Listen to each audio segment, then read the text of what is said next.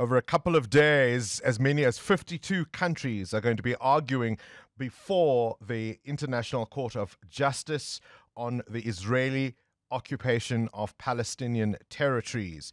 Yesterday, of course, we heard from, among others, the Palestinian Foreign Minister Riyad al-Maliki demanding what he calls an immediate and unconditional and total end to the occupation. As I welcome my guest, I want you to listen to two pieces of audio which we've clipped for you. Firstly, the Palestinian ambassador to the UN, Mansour, breaking down in tears as he asked, what does international law mean for Palestinians? How can it be different for them, if not the same as everyone else in the world? Have a listen to Riyad Mansour. What does international law mean for Palestinian children in Gaza today? It has protected neither them nor their childhood. It has not protected their families or communities. It has not protected their lives or limbs, their hopes or homes. We are a proud and resilient people that has endured more than its share of agony. It is so painful to be Palestinian today. Arguing on behalf of the Palestinian Authority was an international human rights lawyer, Paul Reichler, who, when he made his argument, quoted from the former US President Barack Obama's memoir about the contradiction countries like America face in their support for the State of Israel. According to former U.S. President Barack Obama, in the memoir he published in 2020, just about every country in the world considered Israel's continued occupation of the Palestinian territories to be a violation of international law. As a result, our diplomats found themselves in the awkward position of having to defend Israel for actions that we ourselves opposed. This is exactly what the United States is doing, again, in these proceedings. Mr. President, members of the court, the evidence is before you. In the written submissions of the State of Palestine and dozens of other states and international organizations, and in the voluminous materials supplied to you by the Secretary General, and it is indisputable. Under the umbrella of its prolonged military occupation, Israel has been steadily annexing the occupied Palestinian territory, and it continues to do so. Dr. Oscar van Heerden is the Senior Research Fellow for the Center for Diplomacy and Leadership at the University of Johannesburg and is our guest this morning. Thank you so much for your time. Perhaps let's start with the difference between what we are seeing at The Hague over the next few days versus our application as South Africa in January. What is the difference there? Good morning, Bongani, and good morning to your listeners. Yeah, the big difference is the case that South Africa brought against Israel specifically talks of the violation of the Convention on Genocide. Both Israel and South Africa are signatories to the convention. As you know, after October 7, there was a brutal attack on Israelis, both military and civilians, by the armed group Hamas.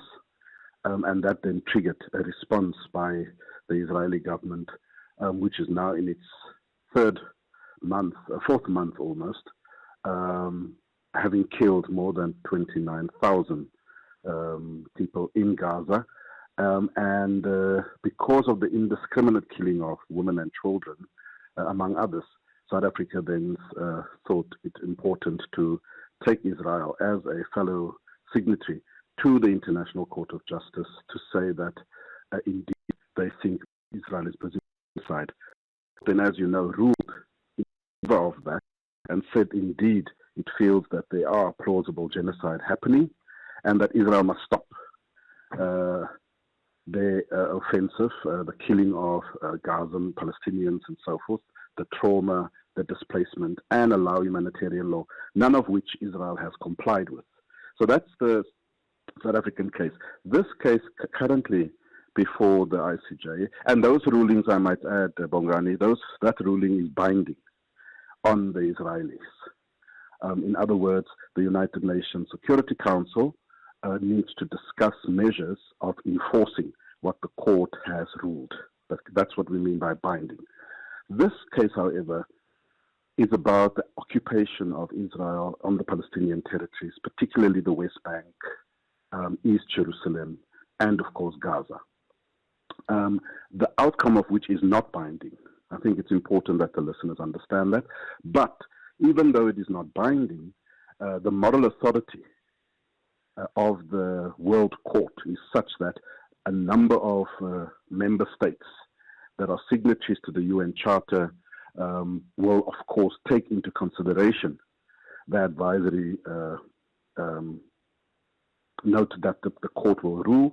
And the truth is, as you've just played in the clip, the American lawyer did indicate, and I agree, that there is numerous precedent on this issue of occupation, a number of United Nations resolutions that talks of the occupation and the fact that it must end, that talks of the two-state solution, and so on and so forth.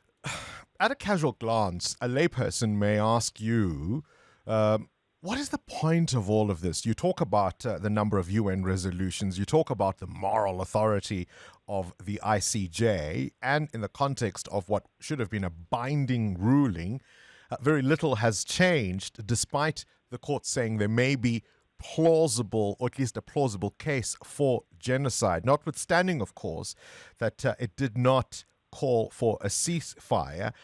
The genesis of this occupation, if I'm correct, goes back to 1967 in the Six-Day War. Israel argues that it seized these territories from sovereign nations that it went to war against, from Syria and from Egypt and Jordan. And they're almost not recognizing these territories as part of an independent entity.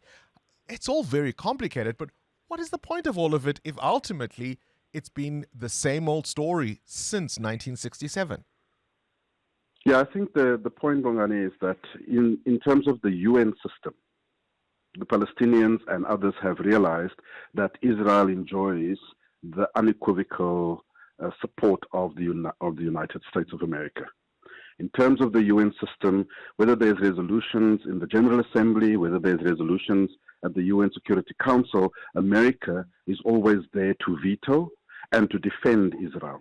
And so, in a way, that terrain of struggle has been lost, or it is not making an impact. This new attempt with the International Court of Justice is another site of struggle to say, let us take it, it's still part of the UN system, but the court is recognized as the World Court. Let us then go to the World Court. And if the court rules that indeed the occupation is illegal, it further emphasizes the need for Palestinians, one, to be able to resist as per international law, but also two, to move towards self-determination, to have their own viable state. I've asked this question before. Is the two-state solution still feasible? I mean, Benjamin Netanyahu doesn't think it is possible, or at least desirable. And because of the settlements, say in the West Bank, for example, I mean, is the expansion of the Israeli state into Palestinian territories so entrenched that it is irreversible? Yeah, so let me answer it this way. There's two answers, Bongani. When I was there physically in Israel and Palestine, it became quite clear to me that a two-state solution is not possible. It's not viable. The illegal Israeli settlements in the West Bank has encroached so much that a viable independent state for Palestine is not viable. They've already annexed East Jerusalem. When you are there, you can see that Israelis have already taken complete control over East Jerusalem. So a two-state solution practically is not necessarily viable. However, I think it's important that it is used, the two-state solution mantra is used as a mechanism towards successful negotiations. Because you're not going to be able to start negotiations with the Israelis if your starting point is that Israel must cease to exist. Because that is what we're seeing as an alternative. If we don't agree to a two-state solution, then you are effectively saying that there must be one state, which then implies a state where where Jews and Arabs are going to live together as equals, which is what basically happens in South Africa. The white minority had to give up their rights and become citizens of one united South Africa. Now, if your starting point is that, then the Israelis are already saying, we're not coming to the negotiation table. There's no way we're losing the Israeli state. So I think the argument for a two-state solution is such that you bring the parties to the table, and through that negotiations realize that it is simply not viable. Or the Israelis must then make significant sacrifices, complete withdrawal from the settlers in the West Bank, etc., in order to give some semblance of a viable Palestinian state. It remains as intractable as ever. Dr. Oscar van Heerden, appreciate your time, Senior Research Fellow at the University of Johannesburg. How do you negotiate on the basis of what is clearly a mirage? Join us. This is 702.